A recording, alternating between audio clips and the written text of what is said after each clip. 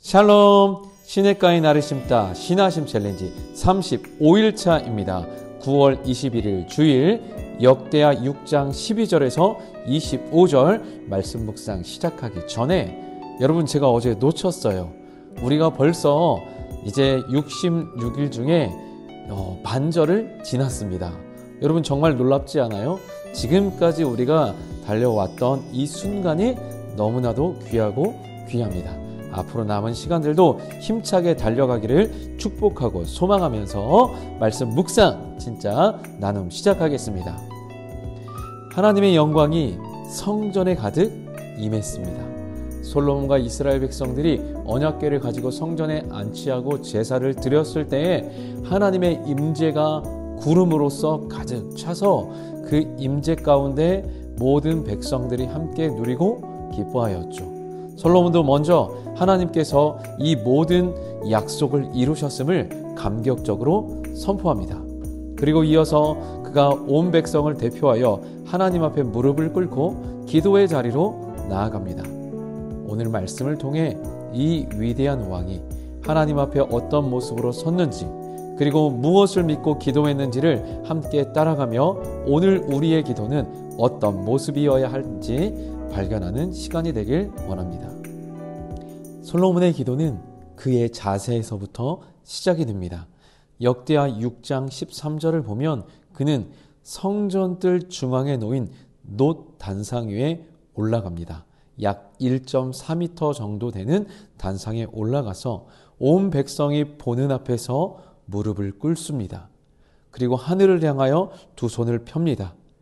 이스라엘의 가장 높은 왕이 온 우주의 가장 높으신 만왕의 왕 앞에 자신을 낮추는 겸손한 모습입니다. 하나님께 전적인 의탁과 의지, 간구가 그의 모습에 담겨 있습니다. 그는 먼저 하나님의 위대하심과 신실하심을 찬양합니다. 천지에 주와 같은 신이 없나이다. 주께서는 온 마음으로 주의 앞에서 행하는 주의 종들에게 언약을 지키시고 은혜를 베푸시나이다. 아멘. 14절 말씀이었죠. 당시 주변의 거짓 신들은 약속을 지킬 힘이 조금도 없었습니다. 실제 존재하지도 않았고요. 하지만 솔로몬은 오직 우리 하나님은 약속을 지키시고 그 약속을 성취할 능력이 있으신 유일한 분이심을 선포합니다. 그리고 솔로몬은 이 찬양 이후에 계속해서 기도를 이어갑니다. 아버지 다윗에게 주셨던 언약을 붙들고 간절히 기도합니다. 하나님, 성전을 짓게 하시겠다는 약속을 이루어 주셨사오니 이제 다윗의 왕위가 영원할 것이라는 그 약속도 확실하게 지켜 주시옵소서. 여러분, 솔로몬의 기도는 막연한 소원이나 감정에 근거하지 않았습니다. 그의 기도의 특징은 하나님께서 이미 주신 약속의 말씀 위에 굳게 서 있었습니다. 하나님의 신실하심을 믿었기에 하나님, 그 약속이 제 삶에서도 실현되게 해주시옵소서라고 구체적으로 아뢰는 믿음의 간구를 드릴 수 있었습니다. 하나님의 약속의 말씀과 하나님의 신실하심을 믿었기에 그는 담대하게 그 약속이 자신의 삶 속에서 이루어지기를 간구할 수 있었던 겁니다. 그런데 솔로몬의 기도는 여기서 멈추지 않습니다. 그는 위대하신 하나님 앞에 우리 인간이 얼마나 연약하고 죄짓기 쉬운 존재인지를 너무나 잘 알고 있었습니다. 그래서 그의 기도는 이제 이스라엘의 미래를 향한 중보 기도로 이어집니다. 그는 먼저 하나님의 측량할 수 없는 위대하심을 이렇게 고백합니다. 18절입니다. 하늘과 하늘들의 하늘이라도 주를 용납하지 못하겠거든 하물며 내가 건축한 이 성전 이오리이까. 이 고백은 하나님, 온 우주에도 담을 수 없는 위대한 분이 어떻게 이 작은 성전에 계시며 연약한 우리의 기도를 들으실 수 있겠습니까? 라는 경외심 가득한 질문과도 같습니다. 그럼에도 불구하고 솔로몬은 하나님께서 친히 그 성전에 당신의 이름을 두시고 기도를 들으시겠다고 약속하셨음을 신뢰했습니다. 그 약속의 의미는 이것이었습니다. 이제 더 이상 어디서 예배해야 할지 헤맬 필요가 없다. 흩어져 있던 너희의 신앙을 하나로 모으는 유일한 중심, 바로 이 성전이 너희를 위한 중앙 성소가 될 것이다. 아멘. 솔로몬은 바로 이 위대한 선언을 믿음으로 붙들었던 것입니다. 그래서 그는 담대하게 간구합니다.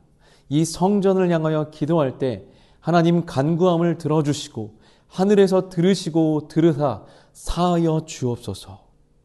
그리고 또한 만약 성전을 향해서 맹세할 때 그 맹세한 대로 선한 자에게는 선으로 악을 행한 자에게는 악으로 갚으시사 하나님의 공의를 세워 주옵소서라고 간구합니다. 또한 주의 백성이 범죄하여서 전쟁 가운데 패했을지라도 이 성전에서 주께 빌고 간구하면 주께서 다시 회복시켜 주시기를 간절히 간구합니다. 여러분, 오늘 말씀 전체적으로 봤을 때 이 솔로몬의 기도의 중심에는 무엇이 있었죠? 바로 성전입니다. 죄의 용서, 공의의 실현, 회복의 은혜도 모두 성전을 통해 흘러나왔습니다. 여러분, 이 성전은 모형입니다. 오늘날 우리에게 참된 성전, 진짜 성전은 그렇다면 누구이실까요? 바로 예수 그리스도입니다. 이제 우리는 눈에 보이는 건물이 아니라 참된 성전이신 예수 그리스도를 의지하여 하나님 앞에 나아갑니다. 우리가 어떤 곳에 있든지 예수님의 이름으로 기도할 때 하나님은 우리의 간구를 들으시고 죄를 용서하시며 무너진 삶을 회복시켜 주실 것을 믿습니다. 내 눈에 보이는 오늘 하루의 상황이 나의 전부라고 생각하지 마십시오. 영원하신 하나님, 약속에 신실하신 그 하나님이 우리와 함께 하심을 믿고 참된 성전이신 예수 그리스도를 의지하여 담대하게 오늘도 나아갑시다. 오늘 하루도 활기차게 시작하시고요. 함께 하나님을 예배하는 기대와 기도함으로 우리 잠시 뒤에 만나겠습니다. 할렐루야.